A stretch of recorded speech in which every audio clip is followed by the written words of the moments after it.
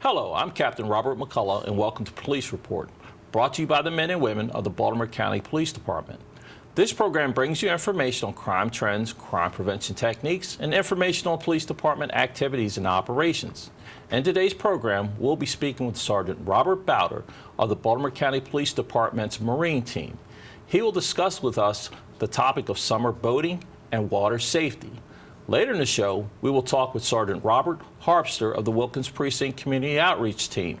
He will provide us with some crime prevention and safety tips for the summer months.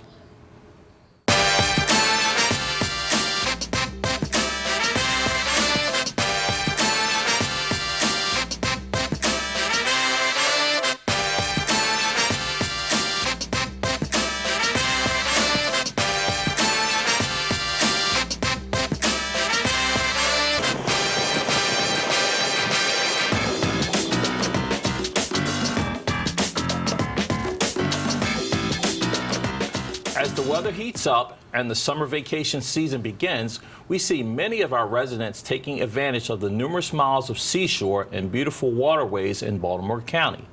It can be a very difficult task keeping swimmers and recreational boaters safe in such a large area of water.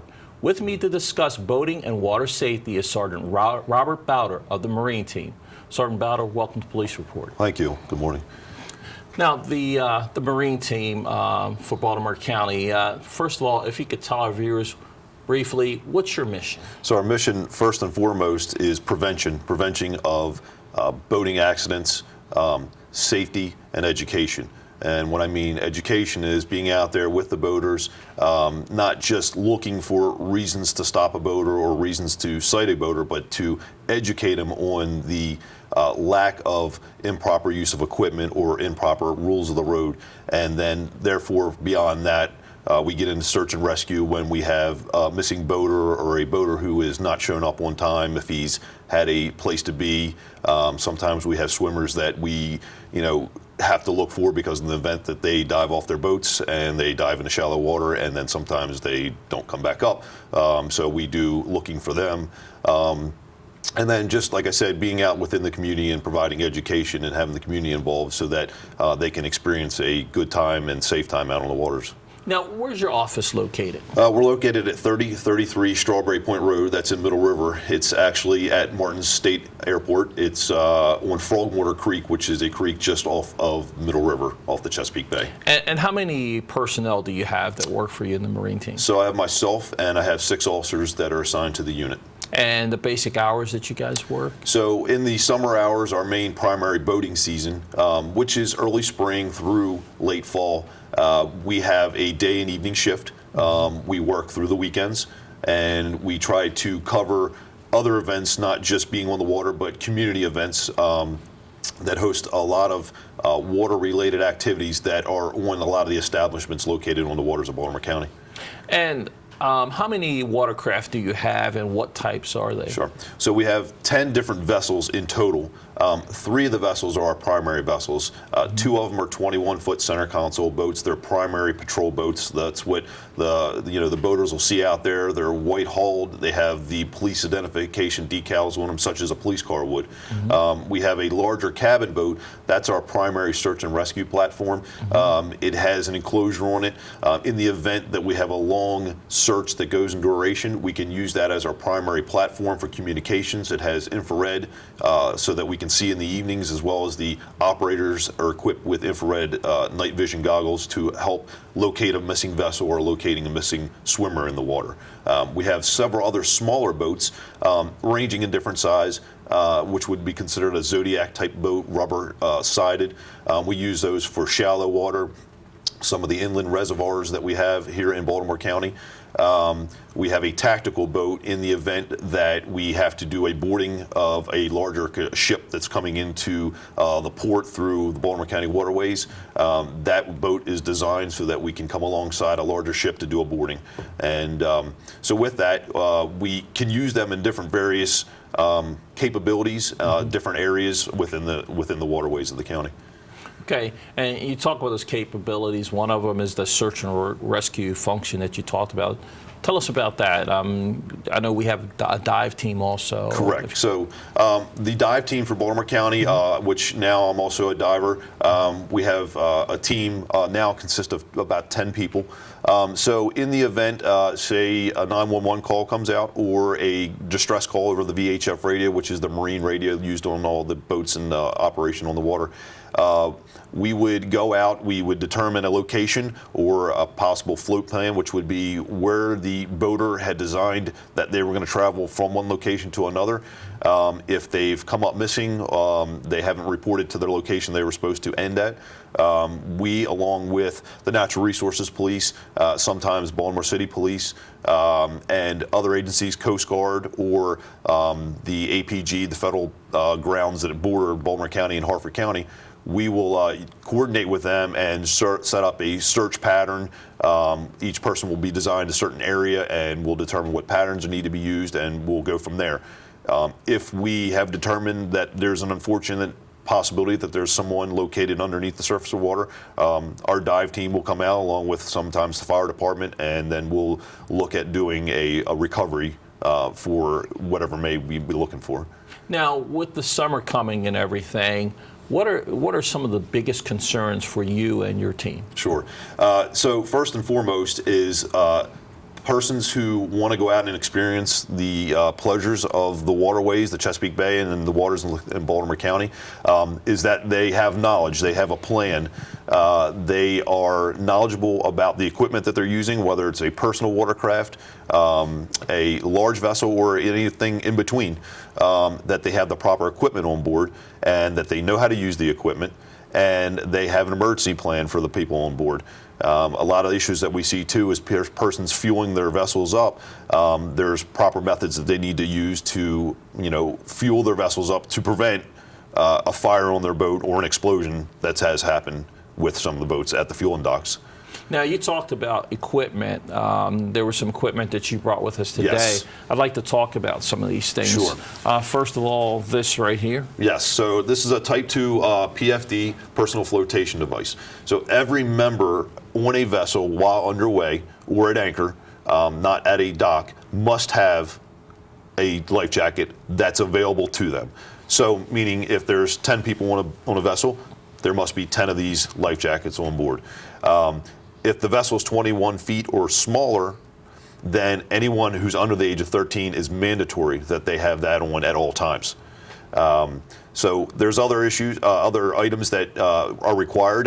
You would always want to have some type of throwable device, meaning what we have here is a throw bag or a throw line. So in the event that a person is overboard and they can't get to the boat or the boat can't get to them, we would use this to deploy so that there's a line to get out to the person to either pull them in or get them pulled to the boat, as well as a seat cushion that are designed to be a flotation device, or a life ring that everybody could identify as a round ring with a rope on it, but it's a flotation device. Now, this is a very important item right here. Absolutely. So most importantly in that is that depending on the size of your vessel will require different life or fire extinguishers to be on board. So with that, you're also going to make sure that, one, that your fire extinguisher is properly charged, and on the top portion of it, it can show you, where the charge is. You want to have a multiple function fire extinguisher in the event that you have an electrical fire or you have a grease fire if the vessel has some type of cooking area in it. And also the other types of materials that are on a boat, wood, fiberglass, and so forth. I guess you can never have enough fire extinguishers. Absolutely not. No, absolutely not. And also, you want to ensure that your fire extinguisher is not expired. So not only is it charged, but it also has an expiration date on it too that's required to be current when you're on your vessel. And this right here? So your flares, some people, this is a handheld flare. Some people have what would be a flare gun. So if you are out on your vessel and you have flares on board, if you're within a mile outside of any shoreline, you're required to have flares on board your vessel. Flares are very important. They expire. They're in extreme conditions, meaning in wet conditions, heat conditions on your vessel. So you need to assure that your flares are in proper condition and that they're in the not expired and they're in current ready use. Now, there's some optional equipment that they can have also. Yes. This right here appears to be a whistle. So yes, any type of secondary sound device is important, not only for the vessel, but some people will attach them to their PFDs that are on board, so that in the event that persons need to abandon the vessel, if the vessel's sinking, they have a whistle or sound device that's attached to their PFD, so that when they're looking for assistance, whether it be at night or during the day, they can use their attached whistle.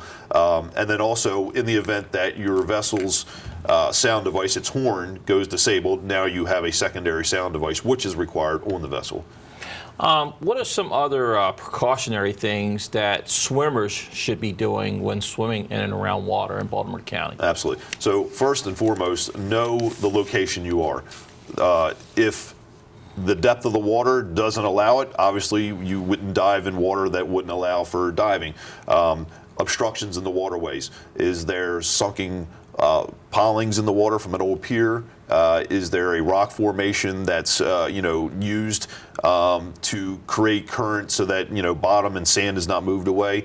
But know the location you are at, because if not, you don't know what's under the water. You can't usually see through into the bottom of the water. Should swimmers swim by themselves? Absolutely not. Always have a partner. Always have somebody remaining on the vessel, because in the event that if you're swimming and the vessel's at anchor and for whatever reason the vessel becomes unanchored, and now that all persons off the vessel, well, we have a vessel that's out afloat and we have nobody to it. Not only that, if a person becomes distressed in their swimming, we don't have anyone on the vessel that can deploy any of these life-saving devices. Now let's talk about some of the dangers of operating watercraft, especially drinking, speeding, those types of things. Sure. Talk to our viewers about that. Absolutely.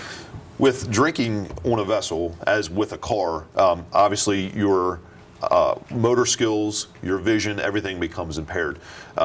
With a vehicle, there's brakes. With a boat, there is not. There's a floating object on water. There's other factors that are involved, wakes of other vessels, currents, and then tides. So when a person's impaired, these items on top of the impairment of the alcohol basically increases the impairment, because of the fact that you're a constant moving. You're not in a fixed position as in a vehicle where you're, attached to land and you're, sitting still, or, you have the opportunity to get very disoriented on the water, and particularly at nighttime when things change and the landscape changes drastically.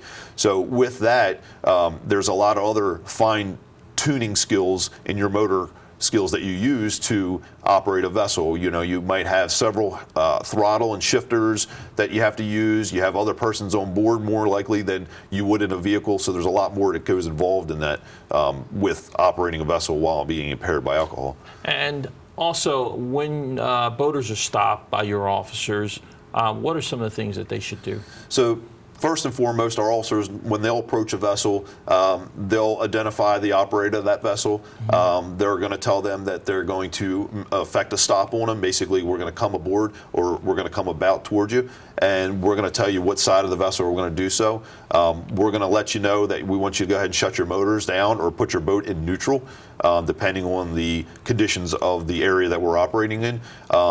If they have any fenders, meaning that something that can fend off the boat as we're approaching, we'll ask them if they're available to deploy them, as we will as well. We'll ask them if they have any ready lines available, so that not only us can assist them with giving them a line, but they can do so as well. And just be cooperative, first and foremost. We're not there to, cause them any, any issues with being burdened because they're going to be cited. Our first and foremost is because we might have saw a violation that's going to be a safety issue, and that's what we want to stop and prevent something else further down the road happening.